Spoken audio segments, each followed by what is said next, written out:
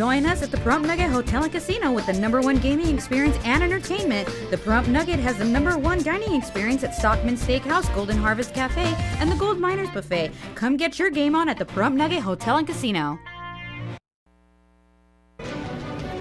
News 46 is brought to you by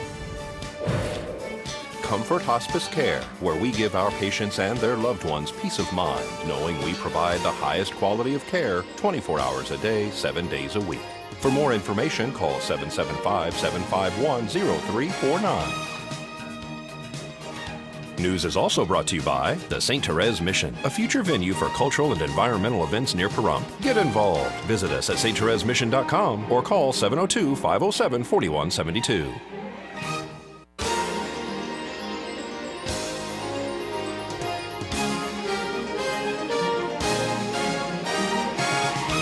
Tonight on News 46, Valley Electric delivers good news at their annual meeting. Miss Senior Nye County 2013 is crowned at the Pahrump Nugget. And a new pharmacy that offers home delivery is open for business. News 46 starts now. You're watching KPVM News 46 with Glenn Evers and Monique Mitchell. News 46, local coverage you can count on.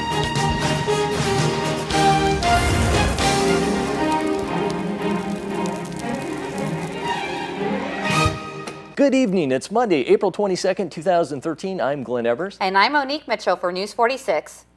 Well, happy Earth Day. The first Earth Day was 43 years ago today on April 22nd, 1970. More than 20 million Americans took part in the day's festivities.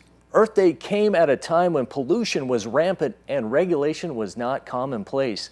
The day came about to spread awareness after following the events of a massive oil spill off the coast of Santa Barbara, California in 1969. Pahrump will hold an Earth Day celebration event this Saturday at Ian Deutsch Memorial Park from 10 a.m. until 3 p.m. The public is invited to attend this free event. Well, the federal government filed 2 charges against the surviving Boston Marathon bombing suspect today. The charges against Johar Tsarnaev could result in the death penalty if he's convicted. 19-year-old Tsarnaev was charged with 1 count of using and conspiring to use a weapon of mass destruction resulting in death, and 1 count of malicious destruction of property by means of an explosive device resulting in death. Tsarnaev made his first initial appearance before Magistrate Judge Marilyn B. Bowler in his hospital room at Beth Israel Deaconess Hospital in Boston. A public defender was appointed to represent him. A probable cause hearing has been scheduled for May 30th in U.S. District Court. Despite being seriously wounded and heavily sedated, Tsarnaev is answering brief questions from his hospital bed by nodding his head. Authorities are asking the 19-year-old if there were any more bombs, explosive cache, or weapons, and if anyone else was involved. Investigators are going to Tsarnaev's room every few hours to ask questions in presence of the doctors. Tsarnaev, who's on a ventilator and restrained, has also been hospitalized since authorities took him into custody Friday night after finding him hiding in the boat at the backyard of a Watertown, Massachusetts home. His injuries include a wound to the lower half of his body and a neck wound that authorities believe that he inflicted upon himself. Investigators believe that Johar Tsarnaev and his brother Timerian Tsarnaev were behind the attacks near the marathon's finish line that killed 3 people and wounded more than 170 others 1 week ago. Timerian Tsarnaev, who is 26 years old, died early Friday at a hospital after a shootout with police.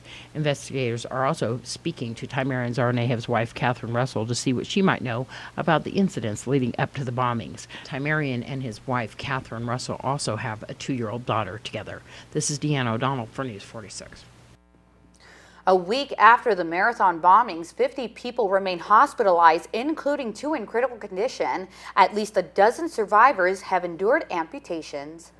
Canadian authorities have arrested 2 men accused of plotting to attack a passenger train in an al-Qaeda-supported plot. The 2 men, who are not Canadian citizens, are accused of conspiring to murder people on a Via Canadian Railway train. While the suspects had the capacity to carry out an attack, the public was never in any immediate danger. Police said the suspects were receiving support from an al-Qaeda elements in Iran. More victims have reportedly come forward in the case of a well-known volunteer and 2 others who stand accused of sexually abusing a mentally disabled woman over a period of several years. 69-year-old Michael Allen Mack, 81-year-old Arthur Albert Gatsky, and 65-year-old George Karoha were arraigned last week for sexual abuse of a vulnerable person, among other charges in the Pahrump Justice Court. Mack had allegedly admitted to the abuse that has been going on for approximately a decade and was also apparently aware that the victim had the mentality of a child. Deputy District Attorney Ross Armstrong has told the court last week that additional victims have come forward since this case was opened. The next court date is set for May 8th. This is Deanne O'Donnell for News 46. After the break, learn ways to make the hospital easier for your child. Is laughter really the best medicine? If you see anything weird, just let me know. Next on Prescription Health.